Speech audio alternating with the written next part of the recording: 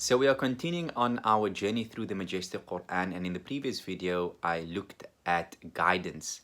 And I just want to add to that one of the names of God Most High from which we can understand God Most High is Al-Hadi, which means the guide. And Allah says in the Quran, أعوذ بالله من الشيطان الرجيم قل ادعوا الله وادعوا الرحمن أيما تدعوا فله الأسماء الحسنى. Call upon Allah or call upon the Most Merciful. All of these names are God's most beautiful names. So may we call upon God's name of Al-Hadi, the guide, for guidance. Ameen. Now, continuing through Surah Al-Baqarah, we said that Alif Lam Mim, this is the book in which there is no doubt, a guidance for the muttaqeen. Now, who are the muttaqeen? What is taqwa?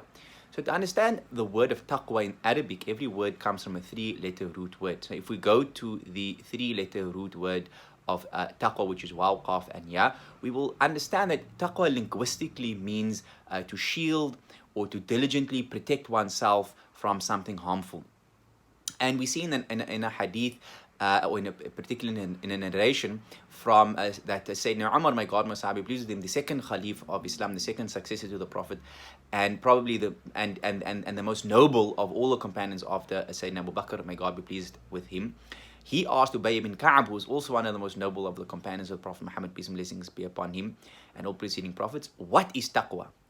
And so Ubay ibn Ka'ab said to him, he said, "O Commander of the Faithful, have you ever walked on a path that is thorny?" So he said, "Yes." He said, "What do you do?" So Sayyidina Umar said, "I rolled up my sleeve and I treaded cautiously. I protected myself from the thorns." And so Ubay said, that is taqwa. So somebody that has taqwa is constantly aware of God Most High, he's conscious of God Most High, and he's striving to protect himself from disobeying God Most High, he's protecting himself from sin, and he's striving to do good works. And this is why in another hadith the Prophet has advised that you should have a taqwa wherever you are. Wherever you find yourself, ittaqullah haythuma kunt. Wherever you find yourself, have taqwa of God Most High. And then he said, follow up a bad deed with a good deed. So that is only someone that has taqwa can do that. Because if you have taqwa, you have awareness, you have conscience of God Most High, when you slip, you'll be aware of your slip, and you can rectify your slip by doing a good deed. Taqwa is mentioned, as I mentioned, in various other places in the Quran. We'll see in Surah Al-Baqarah when God Most High speaks about Hajj. He says, make provisions for Hajj. Make your provisions. If you think about Hajj, the pilgrimage to Mecca, you've got to make provisions. You can't just wake up and say, I'm going for Hajj. So God encourages you, make your provisions. But then what does he say? But the best provision is taqwa. That's the best provision. And in Surah Al-Imran, we'll also see that God loves the muttaqeen. Inna Allah yuhibbul muttaqeen, that God loves the people of taqwa. And also in Surah Al-A'raf, God Most High speaks about the fact that He has given clothing to the children of Adam so that we may clothe ourselves and we may protect our private parts and protect ourselves from the elements.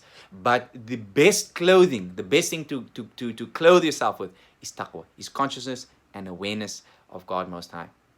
And some of the benefits of taqwa, we see in the Quran that God Most High has said that whoever has taqwa of Him, whoever has consciousness of Him, He will make a way out from him from every difficulty and will provide for him from ways where he knows not.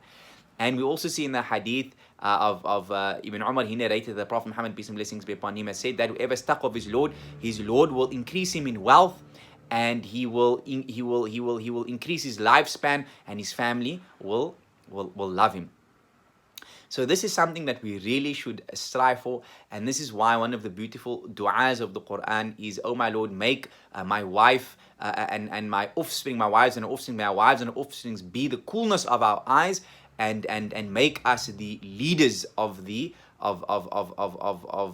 people of taqwa." And also as Ibn Umar made the dua, the son of Sayyidina Umar, that "Oh Allah, make me among the leaders of the people of taqwa." So may we all become people of taqwa and become leaders of the people of taqwa. I trust that you found this meaningful, and I'll see you soon.